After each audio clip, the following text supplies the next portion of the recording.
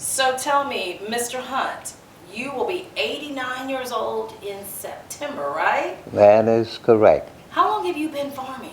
Oh, I've been farming most of my life. It's been at least 65 years on that, almost on my own life, would say. And when we say farming, what do you mean? Is it farming as in harvesting food or animal or working Well, with animals? So what do you mean by when you say farming? What have you been doing? uh, it's a combination. It was a combination of uh, farming, raising hogs, cows, chicken, planting watermelon, corn, peanuts, and whatever else we could grow in the garden for immediate consumption.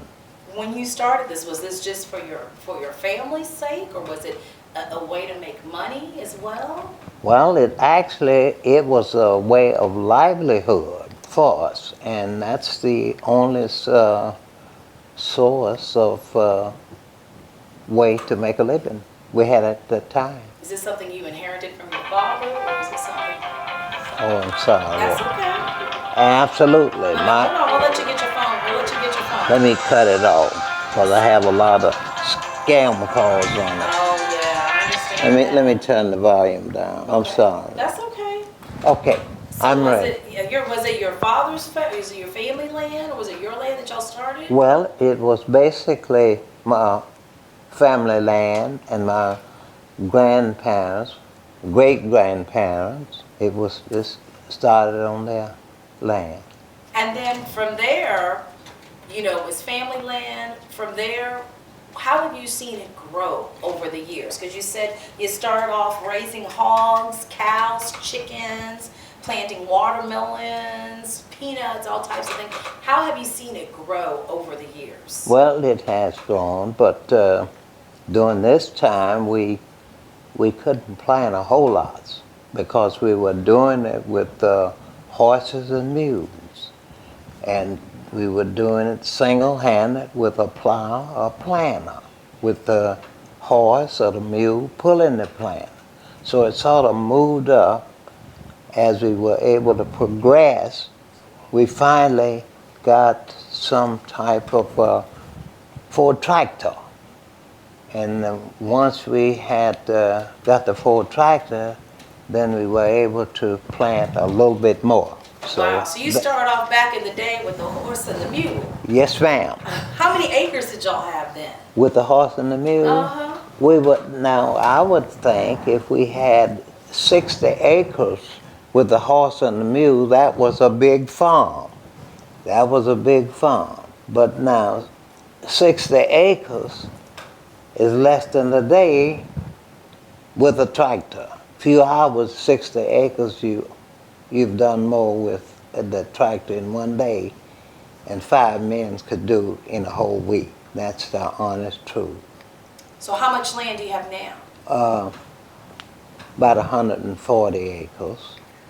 So just think if you had to do the horse and the mule with that, Well, you wouldn't make it, huh? I wouldn't make it. What are you growing now? What are you harvesting now? What's on your farms now? Well, I'm not actually doing the farm now. My son Joseph has taken over the farm, but I believe he has livestock out there. I don't know exactly, cattle and I'll get that donkey. from him. I'll All right. ask him. Yes, so ma'am. what was that like passing it on? When did you say you passed it on to him? What was that like Well, for you passing that on to the next generation? Well, the truth is, as I grew in age, it seemed to become too much of a burden for me to handle. Now, as you probably know, farming is hard work. And you cannot, you have to go when you don't feel like going if you're gonna progress in the farm. It's just like a job. The only difference is that when you're on the farm, you may get home at 8 o'clock at night, and you may not. See what happened, what needs to be done is really dictated by the situation you're in at that particular time with the farm. So when you're saying it's hard work, why so? What are some of those things that you have to do that make it be such hard work? Because like you're saying, the things that dictate it, why is it such hard work? Well, if you find out and you need to get something done on the farm today, you need to, if possible, to get it done today. And you may not determine that until you inspect the whole situation of the farm. You find out you need to spray your melons or the tobacco or whatever. So that tells you need to go to work. So you may need to spray. You need to spray. What are some other things that you may need to do on there? Something that Well, makes it the such hard work? livestock, something could happen. A tree fall on the fence or something. You need to get that fixed so your livestock won't be out and aggravating your neighbors. And those are all things that you did when you were farming, when you Yes, worked ma'am. farm? All of those things fall under the same umbrella. Wow, that's a whole lot. It is hard work. That's a lot of work. It is. And of course, I'll tell you a little bit as I was a little bit more than a farmer. I'm actually a retired school teacher. I worked for the state for about 28 and a half years. So you were a teacher and a farmer? And a funeral director. Oh, goodness. So I wore 3 hats. So what was that like, teaching and then coming and working on the farm? Because I'm sure you did it on the same day, didn't you sometimes? Sometimes I had to, What was that like? but mostly like weekend I could do it. But that was, it was sometimes trying. And of course, where I was working at the time made it a little bit more difficult because every day I had to drive 100 miles to work, round trip. To teach? To teach. What'd you teach?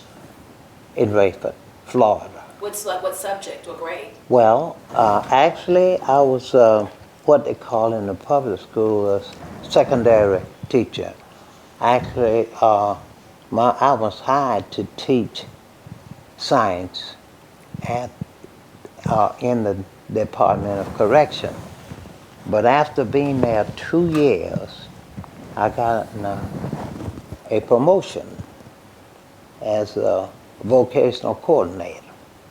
And the vocational coordinator job in the prison at that time was to organize and supervise the vocational training programs in the prison. At one time, I had 17 vocational programs in the facility.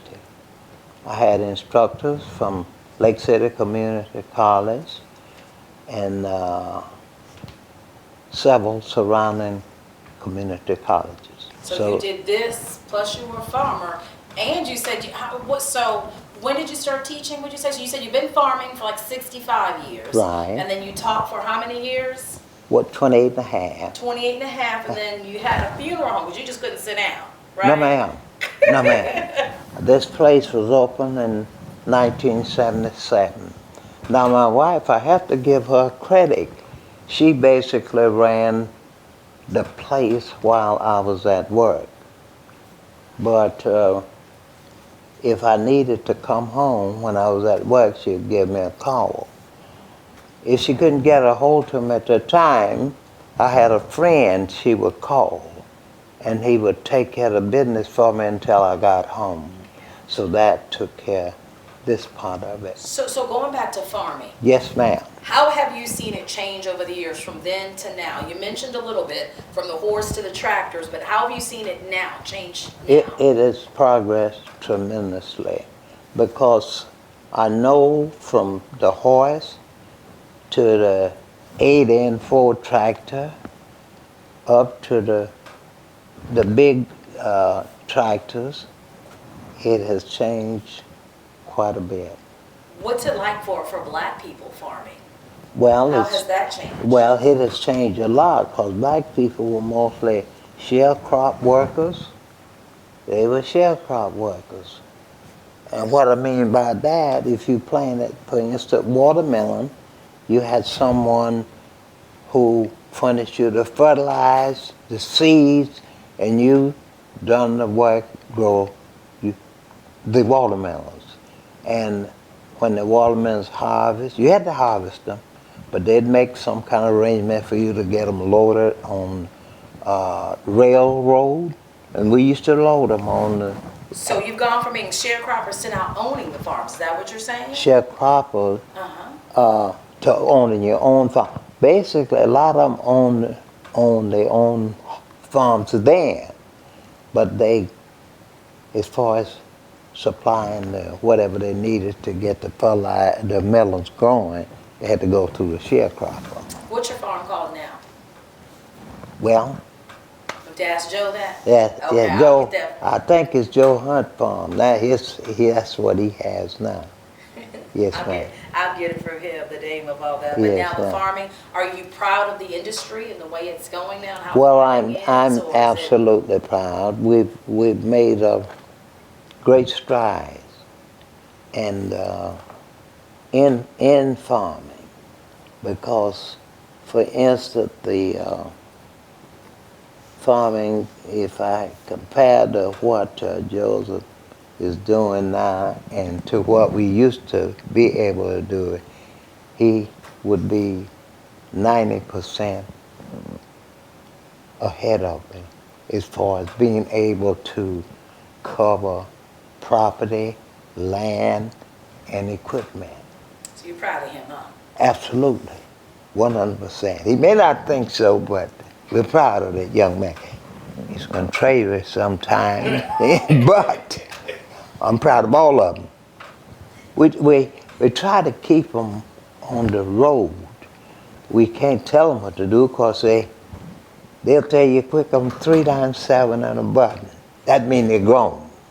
Oh, But okay. we I was will- gonna ask what that meant. So tell me that saying again. 3 times, they'll tell you 3 times, the sassy one will tell you, I'm 3 times 7 and a button. So that means they 21.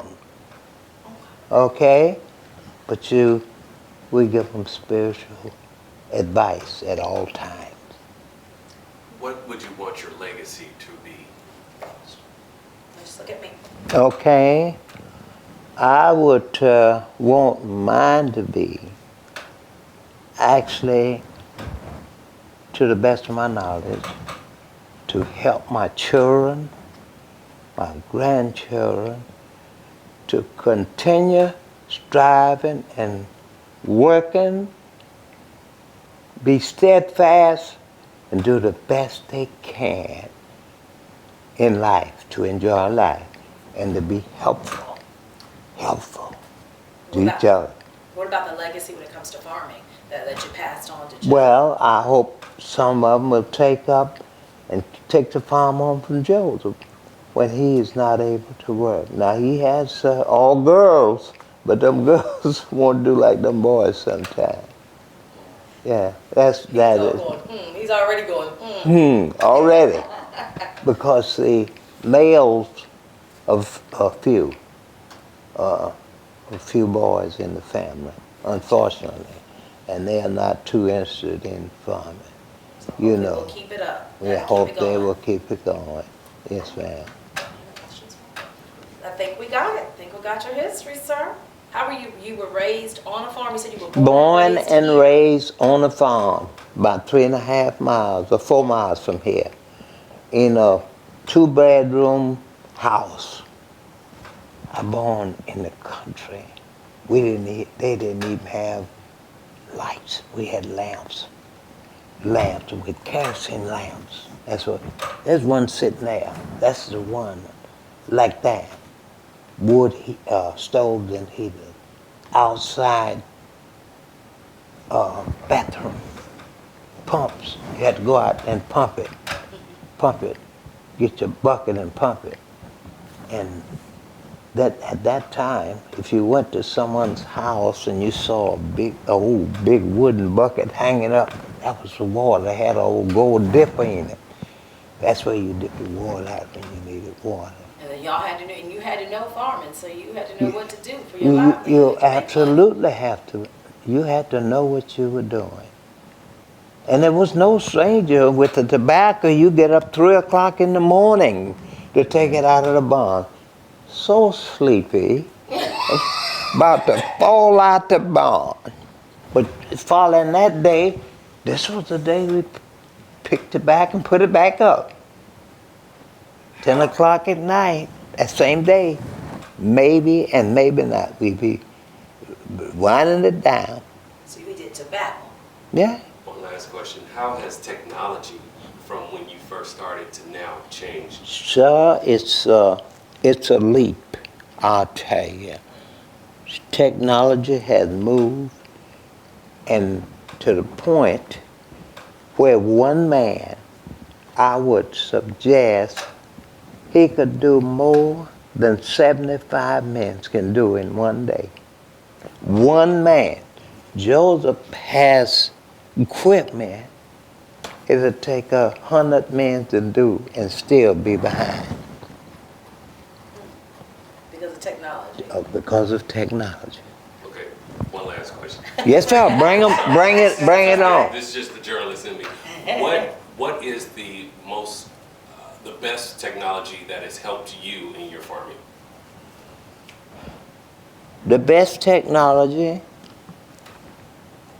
is actually, to tell you the honest truth, it has been the tractors, and of course some of the chemicals that they develop has helped me, actually. Those have been the best for you. Yes, ma'am. Modern tractors. Who would have thought a modern tractor would be that? Yes, ma'am. All right. All right. I don't. Thank you. You told us a lot of stuff. I have. Yeah, I've divulged a lot of stuff here today. Yeah. And you hope farming continues, don't you? Absolutely. It has to, doesn't I it? hope Joseph keeps his foot on the pedal. That means to get up and go.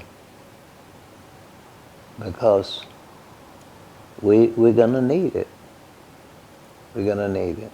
We're going to need a lot of young folks to get involved. A lot of us to get involved. If we can get a lot of us to get involved, then things will be a little bit better. Certainly will. I mean what I say about that. But you know, many times our young folks don't have time to listen, and we do not prepare ourselves for what's down the road. That's my feeling. That's my feeling. Well, we sure do appreciate you talking with us. I appreciate talking to you all.